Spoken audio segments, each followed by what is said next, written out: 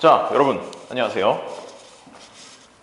일주일 만에 뵙습니다. 자, 20장 이제 거시경제 이론에 대해서 이제 살펴보도록 하겠습니다. 지금부터 시작해서 한 10강 정도 되겠죠. 한 10강 정도 동안은 계속해서 거시 파트를 좀 살펴보도록 하겠습니다. 그 중에 오늘은 첫 시간이고요. 거시경제가 무엇인가, 그리고 거시경제에서 다루는 문제가 무엇인가, 플러스 오늘 사실 강의에서 제일 중요한 부분은 말이죠. 그래도 좀 강의가 좀 재밌어야 되니까 사실은 이제 뭐 시험에 꼭 굳이 나오는 건 아니지만, 그럼에도 불구하고 이 거시경제학이라고 하는 학문에 가장 큰 영향을 미친 사람이 있죠. 아마 이 경제학을 공부하시는 분들이라면 이름을 다 들어보셨을 거예요. 적어도 국부론을 쓴 분 아담 스미스, 그리고 거시경제학을 창시하다시피 한 존 메이너드 케인즈, 이렇게 굉장히 유명한 이름이죠. 케인즈에 대해서 좀 자세하게 좀 한번 알려드리는 그런 시간을 가져보도록 하겠습니다. 네, 거시경제 이론의 기초 파트 20장부터 살펴보도록 하시죠. 일단 교재 464페이지입니다. 자, 464페이지 피셨나요? 그럼 이제 시작해보죠. 이때까지 앞에서 살펴봤던 것은 미시경제학의 파트였어요. 그래서 사실 이 경제학이라고 하는 걸 갖다가 가장 크게 나눈다면 미시경제학 그리고 거시경제학, 이렇게 두 가지로 나눌 수 있을 것인데, 사실 이 미시경제학이라고 하는 것은 어떤 개인의 선택, 그리고 경제주체 한 명 한 명의 선택과 그에 따른 결과, 시장의 움직임, 이런 것들에 대해서 살펴보는 것이라고 한다면, 거시경제학은 이제 그걸 갖다가 조금 더 큰 범위로 보는 거죠. 개인 한 명 한 명의 선택이 모여서 결국 전체적으로는 어떤 효과가 나타나는지, 그게 어떤 그 외부 충격이 왔을 때 어떤 식으로 변화를 하는지, 국민 총생산은 어떻게 되는지, 그런 것들에 대해서 경제 성장, 불황, 호황, 이런 것들에 대해서 이제 살펴보는 것이 거시경제학이라고 보시면 되겠습니다. 자, 거시경제 이론의 기본 개념을 보시면 제일 처음에 나온 말이 국민소득입니다. 그렇죠. 여기 연구하는 첫 번째 주제가 국민소득, 이렇게 얘기를 할 수 있는데, 자, 국민소득이라는 말은 사실 뉴스만 봐도 항상 나오는 말이에요. 그래서 이제 우리나라가 국민 한 명 한 명이 대략 어느 정도 돈을 벌고 있는가, 그런 의미로 사실 사용이 되죠.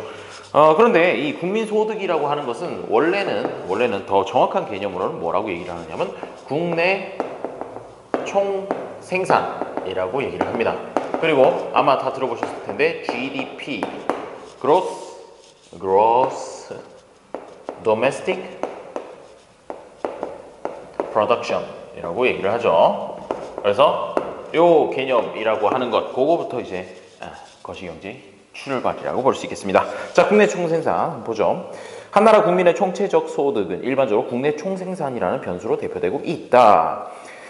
자, 이거는 뭐냐면요, 말 그대로 국내에서 우리나라 국민이든 아니면 외국인이든 생산하고 거래한 모든 재화와 서비스의 가치를 화폐로 환산해서 다 더한 거죠. 그게 바로 GDP가 되고요. 자, 이 GDP를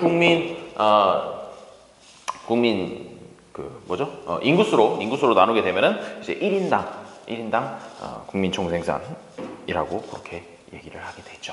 그래서 그게 최근에 이제 우리나라 같은 경우에는 2만 불을 넘니, 2만 불을 넘은 지 좀 됐니, 이런 얘기를 하게 되는 것이죠.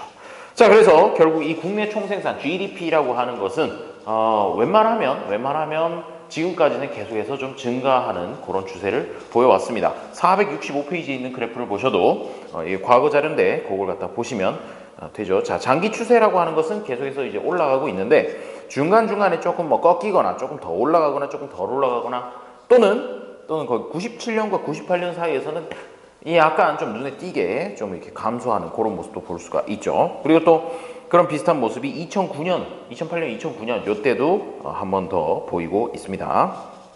그래서 그런 모습을 빼고 나면 사실 꾸준하게 이제 국내 총생산의 규모가 커져 왔는데요. 이걸 보고 경제 성장이라고 얘기를 하는 것이죠. 자, 465페이지 밑에 쪽에 보시면 이제 두 단어가 나와요. 경제 성장이라는 단어, 그리고 단기적 변동. 이 장기적 추세, 장기적으로 쫙 증가하는 모습, 이게 바로 경제 성장이라고 한다면, 단기적으로는 조금 오르락내리락 하게 되겠죠. 이 오르락내리락 하는 모습을 경기 변동이라고 하는 거죠. 자, 경기 변동 사실 일상생활에서도 많이 들을 수 있는 그런 용어입니다. 그래서 호황이니 불황이니 이런 얘기가 경기 변동과 관련해서 나오게 되는 것이죠. 자, 그다음에 이제 경제 성장 쪽을 보시게 되면 갑자기 또 요상한 얘기가 나와 있어요. 70의 법칙 뭐 이런 얘기가 나오는데 70의 법칙 사실 저는 70의 법칙보다는 72의 법칙이라고 더 많이 들어본 것 같아요. 뭐 사실 이 숫자가 중요한 건 아닙니다만은 의미하는 바는 뭐냐면요. 자, 저희가 이제 은행에 가서 예금을 해요. 은행에 가서 예금을 하는데 갑자기 특별금리 3%를 드리겠다. 갑자기 이런 식으로 제안을 합니다. 뭐 요즘이면 3%면 꽤 높은 금리죠. 자, 그랬을 때 갑자기 이제 그 궁금증이 생겨요. 제가 이제 1억을 맡겨놓으면 도대체 언제 찾으면 2억이 되는 건가요? 2배가 되는 시점이 언젠가요? 이런 걸 갖다가 궁금해할 수 있겠죠. 자, 그걸 갖다 엄밀하게 따져서 계산을 한다고 하는 것은 굉장히 식이 복잡해져요. 물론 그것도 이제 제대로 계산하실 수 있어야 되는데 그건 나중에 이제 문제풀이 코스에서 보도록 하고요. 그냥 대충 적당히 때려잡을 수 있는 방법이 있다는 거죠. 그게 바로 이 70이든 72든 이런 법칙이 되는데 제가 72를 추천드리는 이유는 조금 더 약수가 많기 때문이에요. 방금 예를 들은 3이라고 하는 숫자도 사실은 72의 약수인데 70의 약수는 안 되죠. 왜 갑자기 약수를 찾았느냐? 자, 72를요 방금 얘기한 3%라는 걸로 나눕니다. 나누면 얼마가 되냐? 24 정도 나오겠죠. 자, 이게 무슨 얘기냐? 3% 복리 이자로 1억을 저축을 해놓으면 정확하게 24년 후 정도에, 물론 뭐 이게 24년 딱 떨어지는 건 아니고 24보다 뭐 조금 더 길게 나오거나 조금 더 짧게 나오거나 뭐 이럴 수 있는데 하여튼 대략 24년 정도 후에 2배가 된다. 그런 얘기가 되겠어요. 예를 들어가지고 이자가 갑자기 2배로 상승했다. 70이 나누기 6 해주면 12 해서 12년 만에 2배가 되고 뭐 그런 상황이 되는 것이죠. 자, 그런 거 갑자기 이렇게 설명을 해놨더라고요. 그래서 이거는 일상생활에서도 좀 쓰실 일이 꽤 있어요. 그래서 뭐가 이렇게 꾸준하게 증가한다. 1년에 대략 한 10%씩 증가한다. 그러면 한 7년 정도 지나면, 7년 조금 넘게 지나면 2배가 되겠구나. 그런 것도 계산해 보실 수가 있겠죠. 자, 좋습니다. 그거는 뭐 그 정도로 하고요. 자, 이제 경기 변동이라고 하는 것도 한번 보시죠. 자, 여기서 이제 나오는 얘기가 경제 성장과 경기 변동. 근데 이 경기 변동이라고 하는 것은요, 사실은 크게 따지면 호황과 불황 이렇게 두 가지로 나눌 수 있겠죠? 호황 대 불황. 이걸 일반적인 사람들이 감지를 할 수 있을까요? 감지할 수 있습니다. 근데 감지할 수 있는데 참 웃긴 것은 뭐냐면요. 사람들한테 나와가지고 이제 설문조사를 합니다. 지금이 경기가 좋은가요? 나쁜가요? 이렇게 얘기를 하고, 그 다음에 두 번째는 앞으로 경기가 좋아질까요? 나빠질까요? 이런 식으로 두 가지 질문을 하게 되는 것이죠. 그러면요, 분명히 이 호황이랑 불황이라고 하는 것은 사실상 어떻게 보면 호황 아니면 불황이니까 반반 정도 나와야지 맞을 것 같은데, 사실 항상 설문조사를 하면 불황이라고 나오는 경우가 대부분이라는 것. 그리고 앞으로의 전망이라고 하는 것도 그다지 반반까지 가지 못한다는 그런 게 좀 있죠. 그럼 맨날 불황이냐? 글쎄요. 통계적으로 봐서는 그건 아닌데 사실 느끼기에는 항상 힘든 것이 우리네 삶인가 봅니다. 자, 거기 보시면요. 이제 장기 추세 쭉 이렇게 살짝 올라가고 있는 그래프에서 위로가 있으면 호황, 아래로가 있으면 불황. 쉽죠? 자, 그렇게 봐두시면 됩니다. 그런데 이 경기 변동이라고 하는 것은 사실은 연구 결과에 따르면 이렇게 작은 파동, 그러니까 자주 일어나는 파동도 있고, 그 다음에 장기 변동, 그 다음에 초장기 변동 이렇게 해가지고 여러 가지 사이클이 겹쳐져서 서로 영향을 주면서 나타난다 이렇게 얘기를 하죠. 근데 또 웃긴 건 뭐냐면요, 이게 정확하게 몇 년에 한 번씩 호황이 생기고 몇 년에 한 번씩 불황이 생긴다 딱 정해져 있는 건 아니라는 거예요. 그렇죠? 이 경기라는 것이 마치 생물체처럼 정확하게 언제 호황이고 정확하게 언제 불황일지 예상하는 것은 사실상 불가능한 일이긴 해요. 그렇죠? 지나가고 나서 이제 분석이야 가능하겠지만 말입니다. 자, 그거 보시죠.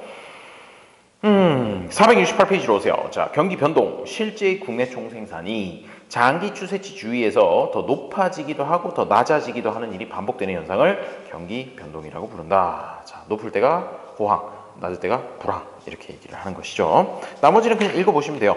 크게 뭐 어려울 건 없죠. 쭉쭉쭉 읽어보시고, 자, 그러면 이 경기 변동을 어떻게 측정을 할 것이냐, 뭐 그런 것들인데요. 그런 것들은 사실 여기 보시면 경기 변동의 국내 총생산으로 당연히 하는 건데, 기본적으로 하는 건데, 그거 말고도 쓸 수 있는 지표들이 좀 있다. 뭐 그런 얘기를 하는 거죠. 뭐 대표적으로 사용하는 것이 실업률이라든가 이런 것들이 될 거예요.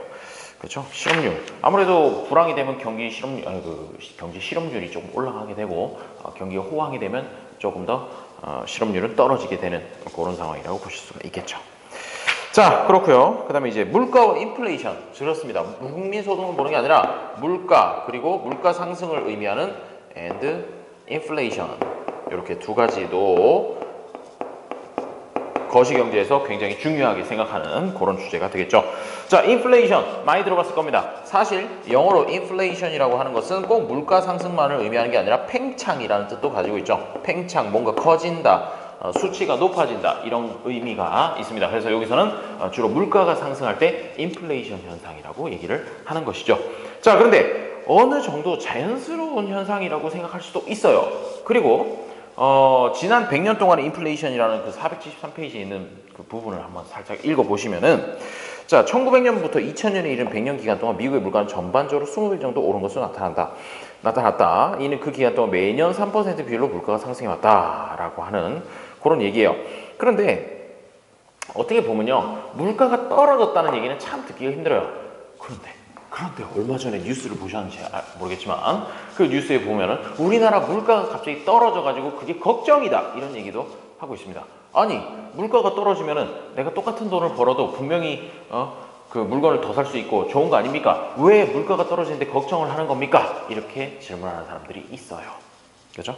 근데 사실 우리 경제라든가 뭐 다른 나라도 마찬가지인데 대부분 아주 작은 수준의 인플레이션, 이런 것이 사실은 그동안에 늘 경험해 오던 상황이고, 그 다음에 그게 좀 안정적인 상황이라고 볼 수 있습니다. 그런데 그 상황에서 물가가 떨어진다라고 하는 것은 오히려 비정상적인 일이 생기게 되는 거죠. 사실 거기서 가장 우려하는 건 뭐냐면 말이죠, 물가가 떨어진다라는 얘기는 왜 물가가 떨어지겠어요?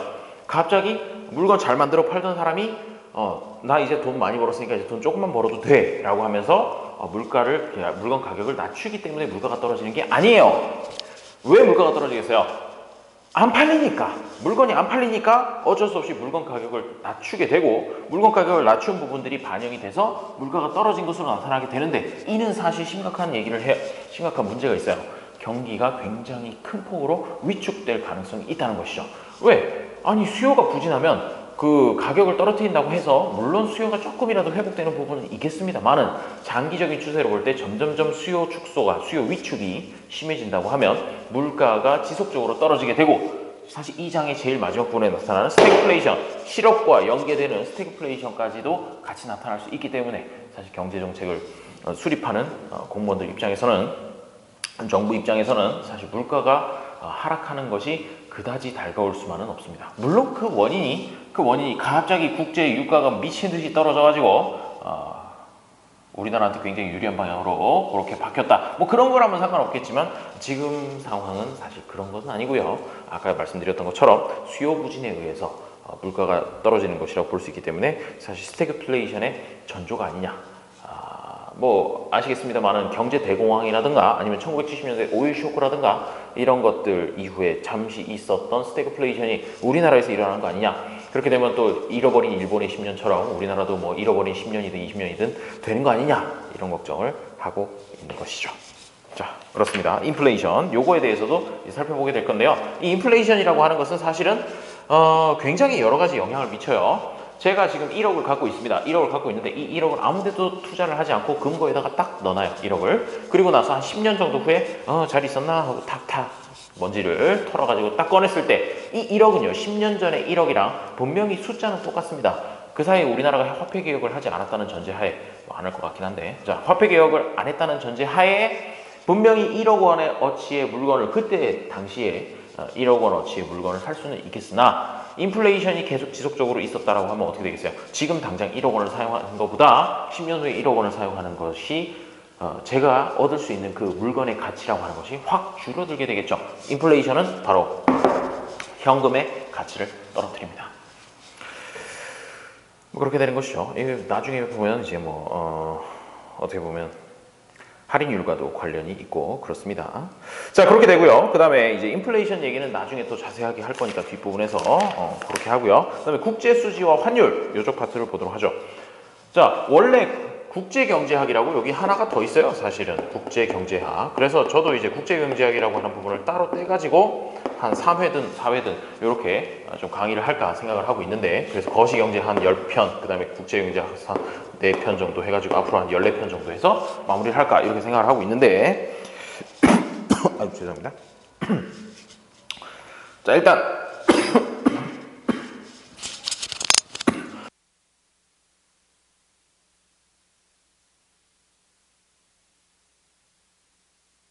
국제경제학에서 다루기도 하지만 거시경제에서도 어느 정도는 다루게 되는 것이죠.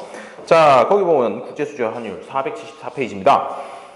미국이 재채기를 하면 일본은 기침을 하고 한국은 독감으로 알아눕는다라는 말이 있다. 미국 경제에 약간의 문제가 생기면 일본 경제에 좀 더 큰 문제가 생기고 한국 경제는 이보다 한층 더 심각한 문제가 생긴다는 뜻이다. 모르겠어요. 뭐 우리나라 점점 이제 미국하고 좀 디커플링 되고 있는 것 같긴 한데 아직까지는 좀 영향이 꽤 크죠. 그래서 왜냐하면 우리나라가 자체적으로 어떤 뭐 엄청난 양의 자원을 바탕으로 한 사우디나 UAE처럼 그렇게 우리나라에 있는 자원 팔아가지고 먹고 사는 나라가 아니다 보니까 결국은 대외 교역, 수입, 수출 이런 것들이 굉장히 중요한 부분을 차지하고 있고, 그런 과정에서 다른 나라의 상황이 어떻게 되느냐에 따라 영향을 많이 받기 때문입니다. 자, 그런 것들을 갖다가 어느 정도로 다른 나라의 영향을 많이 받느냐라는 걸 나타낸 수치로 대외 의존도라는 녀석이 나와 있죠. 475페이지 있습니다. 자, 대외 의존도. 자, 대외 의존도 위에다 쓸게요. 자, 대외 의존도. 대외라고 하는 건 바깥을 의미하죠. 자, 바깥을 의미하는데 이 대외 의존도라고 하는 것은 어떻게 계산하면 돼요? 자, 총 수입액.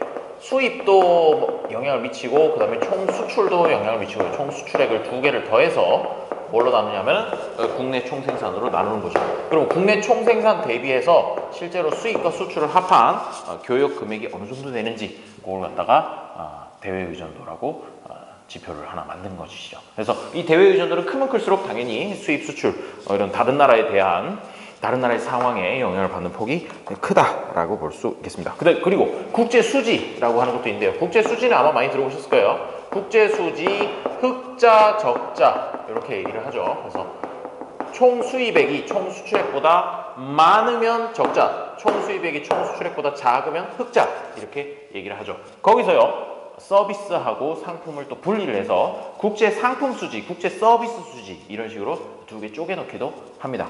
합쳐서 볼 때도 있고요. 자, 그래서 우리나라는 보통 국제 수지 중에서 상품 수지에서는 보통 흑자가 나오죠. 흑자가 나온 지 좀 됐어요. 제가 기억하는 바로는 거의 한 15년, 20년 전부터 지속적으로 흑자가 나기 시작했죠. 언제냐? 삼성이 이제 본격적으로 반도체를 수출하기 시작하면서부터 계속해서 흑자였는데, 제가 어렸을 때만 해도 그렇지 않았죠. 제가 어렸을 때만 해도 국제 수지가 계속해서 적자가 나서 계속해서 뭐 좀 차관도 계속 들여오고 뭐 그러던, 이렇게 얘기하니까 되게 옛날 같네요. 자, 제가 어렸을 때는 1980년대 그리고 90년대 초반 이 정도를 얘기하는 겁니다. 자, 그리고요, 또 이제 여기서 중요한 것은 환율, exchange rate라고 하는 환율, 이것도 굉장히 중요한 파트가 되겠죠. 이 환율에 대해서 살펴보는 것도 꽤나 중요한 부분이니까 한 1시간 또는 2시간 정도를 할애해서 나중에 살펴보도록 하겠습니다. 자, 그 다음에 이제 거시경제에서 이제 제일 중요한 부분은 뭐냐면요, 미시경제에서 제일 중요한 부분은 이거였죠. 그래프에서 짠짠 해가지고 여기가 공급 그리고 수요, 이 곡선 아닙니까? 그렇죠? 거래량 그리고 가격 이런 건데, 사실상 얘랑 거의 똑같이 생긴, 완전 똑같이 생긴 그래프를 거시경제학에서도 사용을 합니다. 대신에 이제 이름에 요걸 갖다가 수요 곡선, 공급 곡선이라고 얘기를 했었는데, 거시경제학이니까 뭘 붙이냐면 총자로 붙여요. 총수요, 총공급 이런 식으로 해서 그 경제주체 한 명 한 명이 수요 공급이 아니라 그 참여하는 경제주체 전체의 수요 곡선과 공급 곡선을 합친 것, 그걸 보고 총수요와 총공급이라고 얘기를 하는 것이죠. 자, 그러면 477페이지를 보세요. 477페이지에 있는 그래프를 보시면, 자, 아까 여기 그려놓은 거랑 거의 비슷한 그래프죠. 아이스크림 시장, 뭐 대표 상품의 시장 뭐 이런 식으로 되어 있는데, 자, 보시면 개별 상품의 시장이라고 하는 게 아이스크림 시장이에요. 미시경제학에서 이제 분석하는 시장이라고 볼 수 있죠. 그런데 아이스크림만 우리나라에서 거래를 하는 것이 아니라 거래하는 품목이 엄청나게 많죠. 그런 것들을 싹 다 각각에 대해서 이렇게 그래프를 그려가지고 합치면 오른쪽처럼 총 수요 곡선, 총 공급 곡선이 나오게 된다는 것이죠. 그 균형점이 뭐라고 돼 있냐면요, 균형 국내 총생산 그리고 균형 물가 이렇게 표현이 되어 있습니다. 그 축에 뭐가 들어있는지 그것만 좀 눈여겨보시면 좋을 것 같아요. 그러니까 결국 거시경제에서는 그래프 자체는 비슷하게 생겼는데 이쪽이 국내 총생산이 되는 것이고, 그 다음에 이쪽이 가격 대신에 물가라는 것이 들어간다. 그 정도가 차이가 나겠죠. 되겠습니까? 자, 총 수요 곡선, 총 공급 곡선이라는 내용이 나오게 되고요. 자, 그 다음에 이제 이걸 갖다가 뭘 분석할 거냐면, 뭐 공급이 갑자기 뭐 증가할 때라든가 공급이 감소할 때라든가 아니면 수요가 증가할 때 감소할 때 어떤 변화가 나타나는지 그런 것들 그래프를 통해서 차근차근 살펴보게 될 것이고요. 자, 이 정도까지 했더니 뭐예요? 20장이 끝나버렸죠? 물론 제일 마지막에 스태그플레이션이라는 얘기도 나와 있습니다만은 요건 제가 지금부터 드릴 케인즈와 관련된 이야기에서 조금 더 자세하게 말씀을 드리도록 할게요. 자, 지금까지 보신 분들 20장 별거 아니네 이렇게 생각하실 텐데 맞아요, 별거 아니고요. 21장부터 본격적으로 거시경제학의 어떤 용어라든지 그다음에 지표라든지 이런 것들에 대해서 살펴볼 것이고요. 오늘은 그러면 남은 시간 동안 뭘 하느냐, 잠깐 케인즈라는 사람에 대해서 좀 말씀을 드리도록 하겠습니다. 왜 이 케인즈라는 사람을 갖다가 얘기를 해야 되느냐 하면, 사실 경제학의 아버지 그러면 누굽니까? 아담 스미스 아니겠습니까? 애덤 스미스. 이 사람 뭐였죠? 국부론을 썼고 그 다음에 뭐라고 얘기했어요? 모든 경제적인 문제는 다 시장과 가격이 해결해 준다. 보이지 않는 손, 뭐 이런 얘기 했죠. 보이지 않는 손이 뭐다? 가격이죠. 시장 가격. 이렇게 해서 시장에서 가격이 알아서 수요량과 공급량을 조절해 준다. 이렇게 얘기하면서 여기서부터 이제 본격적인 근대 경제학이 시작이 되었어요. 자, 그래서 이 사람은 이제 클래식 고전 학파가 쫙 밑에 이제 제자들이 쭈루룩 있고요. 그 다음에 자, 여기랑 이제 어떻게 보면 쌍벽을 이루죠. 쌍벽을 이루는 존 메이나드 케인즈. 이걸 거예요 아마. 잠깐만 있어봐. 케인즈 갑자기 스펠링이 헷갈리네. 자, 케인즈 맞네요. 케인즈. 자, 이렇게 쓰는데요. 자, 그런데 이 존 메이나드 케인즈라고 하는 사람은 당연한 얘기지만 아담 스미스보다 훨씬 나중 사람이에요. 이 사람은 대략 1880년대쯤 태어났습니다. 1880년대에 태어났고요. 이 사람에 비해서 한 150년 늦게 태어난 거죠. 자, 그런데 이 사람은요, 일단은 뭘로 유명하냐 그러면 거시경제학을 사실상 창시한 사람이라고 볼 수 있죠. 그렇죠? 그거보다도 더 중요한 게 뭐예요? 이 사람이 뭘 했다 그래요? 이때까지 항상 여기서 하는 얘기는 경제는 그냥 시장에 맡겨놓으면 돼요. 정부는 작을수록 좋다. 작으면 좋다. 아무것도 안 하는 게 좋다. 이런 얘기를 하다가 이제 이 사람이 하는 얘기는 아니다. 정부가 적극적으로 경제에 참여를 해서 어떤 경제 주체로서 확대 재정 정책을 쓰는다. 뭐 이런 식으로 해서 경제가 침체되었을 때는 반드시 처방을 내리고 플레이어로서 역할을 해야 된다라고 한 게 이 사람의 주장이었죠. 맞습니까? 자, 그걸로 유명하죠. 그래서 많은 사람들이 또 루즈벨트 대통령의 뉴딜 정책 이런 거 미국에서 일어났던 경제 대공황이랑 연계된 루즈벨트 대통령의 뉴딜 정책과 관련 지어서 많이 생각을 해요. 사실 이 사람이 뉴딜 정책에 영향을 준 건 맞습니다. 하지만 이 사람은 원래 영국 사람이었어요. 영국에서 태어났습니다. 영국에서 태어났고 사실 뭐 거의 계속 영국에서 활동을 했어요. 이 영국에서 태어났는데 이 케인즈는요, 굉장히 부유한 집안의 아들이었어요. 그래서 뭐 어머니 아버지 다 먹고 살만한 그런 분들이었고, 그리고 또 심지어 약간 좀 귀족 가문 이런 느낌이었죠. 형제들도 다 잘 살았다 그래요. 자, 그런데 어쨌든 이 사람은 이제 태어나가지고 먹고 살만한 데서 태어났으니까 영국에서 태어났으면 어디를 가겠어요? 들어보셨나요? 이튼 스쿨. 고등학교는 이튼 스쿨 나왔고요. 그 다음에 대학교는 어디 나왔겠어요? 캠브리지 킹스 칼리지에서 훌륭하죠. 자, 그런데 이 친구가 아니고 이분이 굉장히 유명한 사람인 유명한 일화가 있어요. 뭐냐 하면 말이죠. 사실 어렸을 때부터 수학을 굉장히 잘했다 그래요. 그러니까 처음부터 자기가 경제학자가 되겠다는 생각은 사실상 없었고 이 사람은 관심이 수학이랑 그리고 또 철학 이런 거에 좀 관심이 있었다고 그래요. 그런데 어쨌든 이 이튼 스쿨 들어갈 때까지만 해도 수학을 자기가 되게 잘하는 줄 알았던 거죠. 엄청 나는 수학에 재능이 있어 이렇게 생각을 하면서 들어갔는데 사실은 이때 이튼 스쿨에서 킹스 칼리지 이렇게 갈 때 그렇게 성적이 잘 나오지를 않았다 그래요. 그래가지고 실망을 했죠. 케인즈가 실망을 해가지고 뭐 이렇게 수학도 제대로 안 되고 별로야 라고 하면서 내가 계속 수학을 공부하는 게 맞나? 이렇게 고민을 했다 그래요. 고민을 했는데 그때 이쪽에 가가지고 스승을 만납니다. 알프레드 마셜. 알프레드. 이거 영어로 쓰기 시작하면 끝도 없는데 마셜이라고 하는 이 사람도 굉장히 유명한 경제학자죠. 나중에 기회가 되면 또 자세하게 말씀드릴게요. 이 마셜이라는 양반이 교수로 있는 곳에 들어가요. 들어가가지고 이제 마셜이 그때 뭘 했느냐 하면은 그 전까지만 해도 이 경제학이라고 하는 건 사실 수학의 어떤 한 분야라고 보일 정도로 굉장히 어떤 현상을 수식으로 설명하고 공식을 만들고 관계식을 만들고 이런 거에 굉장히 집중을 하고 있었던 상황이었는데 이 마셜이라는 사람은 이 경제학의 본질이라고 하는 것은 결국 돈 그리고 우리 그 일상생활이랑 관련이 있기 때문에 수식이 아니다. 수식이 아니고 그냥 수식을 제외하고도 충분히 설명할 수 있는 그런 경제학에 대해서 조금 나는 연구하고 발전시키겠다라는 생각을 하고 있었던 거죠. 이 사람이. 그런데 케인즈가 딱 적성이었던 거예요. 와우, 적성이었어요. 왜? 수학 싫어했거든요. 아니, 사실 잘했는데 수학을 싫어했어요. 그래서 알프레드 마셜이 이제 가르치는 그 경제학을 보고 이건 좀 재밌는 것 같아 라고 하면서 이제 경제학의 길로 들어가기 시작하죠. 그리고 이 마셜은 케인즈를 굉장히 이뻐했어요. 제자죠. 제자인 케인즈를 굉장히 이뻐해가지고 자네 경제학자가 돼볼 생각 없나? 라고 본격적으로 꼬신 사람도 사실은 이 마셜이라는 사람이라는 거죠. 그래서 이 마셜 밑에 들어가서 결국 이제 경제학을 공부를 하기 시작을 하는데 이때 그런 얘기를 해요. 이 케인즈가 처음 이제 마셜 밑으로 들어가서 공부를 하면서 친구랑 이제 편지를 주고받는데 그때는 이제 핸드폰이 없으니까 당연히 편지를 주고받았겠죠. 편지를 주고받는데 그런 얘기를 했다고 해요.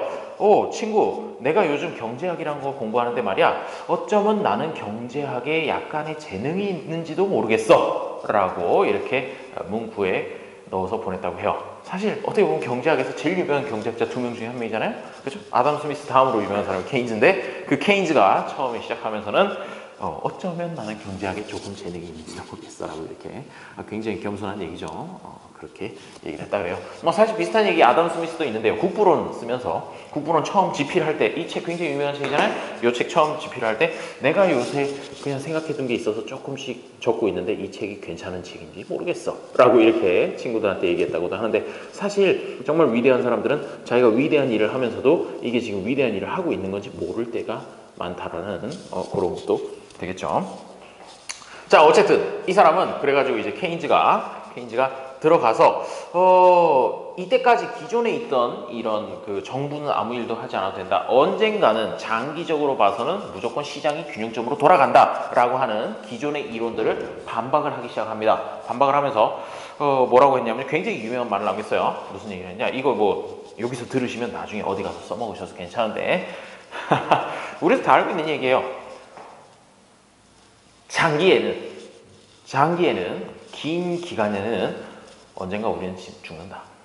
그러니까 여기서 얘기하는 장기적인 관점에서는 분명히 시장이 균형으로 돌아간다라고 하는 것은 인간의 관점에서 볼 때는 너무 긴 기간이 될 수 있다. 인간의 관점에서 너무 긴 기간이라는 얘기는 무슨 얘기냐? 그 문제가 심각해지다 보면 결국 사회 체제 자체가 불안정해지고 뭐 사실 시민들이 들고 일어날 수도 있는 것이고 그렇다는 거예요. 그래서 너무 이 기존의 이론이 낙관적으로만 생각을 하고 있다. 뭔가 문제가 있다면 그 문제가 장기적으로 나을 거다. 그렇게 생각해봐야 소용없다 이거죠. 왜? 그 장기라고 하는 것이 인간의 수명보다 훨씬 길 수도 있기 때문에 그러면 아무것도 하지 않는 거는 나쁜 거다라고 케인즈가 얘기를 하면서 결국 정부가 뭔가를 해야 된다라는 그런 얘기를 하게 이르러죠. 그리고 이 사람이 굉장히 유명한 저서를 남겨요. 고용, 이자, 화폐에 관한 일반 이론이라는 이 책 같은 경우에는 사실 국부론만큼이나 유명한 책이라고 볼 수 있고요. 이 책이 고용이자 화폐에 관한 일반 이론, 여기에 들어있는 내용이 주로 뭐냐면요, 정부가 뭔가 해야 된다, 정부가 많은 일들을 해야 된다라는 그런 얘기를 담고 있어요. 그래가지고 심지어 여기에는 무슨 얘기도 써 있느냐 하면요, 자, 경기가 침체되어 있습니까? 경기가 침체되어 있으면 정부는 이제부터 낡은 병에다가, 유리병에다가 돈을 꽉꽉 채워가지고 폐광에다가 넣어놓고 묻어버려라. 그러면 사람들이 거기 가가지고 이제 그 돈을 찾기 위해서 땅을 파기 시작을 하고, 그 땅을 파면서 배가 고프니까 뭔가를 사 먹을 것이고, 그럼 뭔가를 사 먹으면 또 거기 가가지고 주변에서 먹을 거를 장사하는 사람이 생기고, 결국 뭐다? 정부가 주도해서 수요를 진작시킬 수 있다라는 그런 얘기가 들어가 있는 거죠. 굉장히 유명한 책이에요. 저도 오늘 강의가 끝나면 인터넷에서 고용이자 화폐에 관한 일반 이론, 이 책을 하나 주문해서 한번 읽어볼 예정입니다. 다 읽어보고 나서 제가 블로그라든가 아니면 유튜브에다가 그 책에 대해서 좀 더 자세한 감상평도 한번 남겨보도록 하죠. 사실 국부론은요, 제가 중학교 때 읽어봤어요. 중학교 때인 것 같아요. 중학교 1학년 때인가 이 책을 읽어보고, 나는 경제학자가 되고 싶어 라고 꿈꿨던 책인데, 사실 이 책은 아직 못 읽어봤어요. 못 읽어봤고, 사실 마르크스가 쓴 자본론도 제대로 읽어보지는 못했죠. 책 좀 읽어야 되겠네요. 자, 그리고요 이 책을 읽은 게, 이 책을 쓴 게 1936년이에요. 1936년이니까 사실은 루즈벨트 대통령이 뉴딜 정책을 썼던 게 1932년이죠. 그래서 어떻게 보면은 이 뉴딜 정책을 뒷받침하기 위해서 쓴 책은 아니냐, 이런 의심도 사실은 받죠.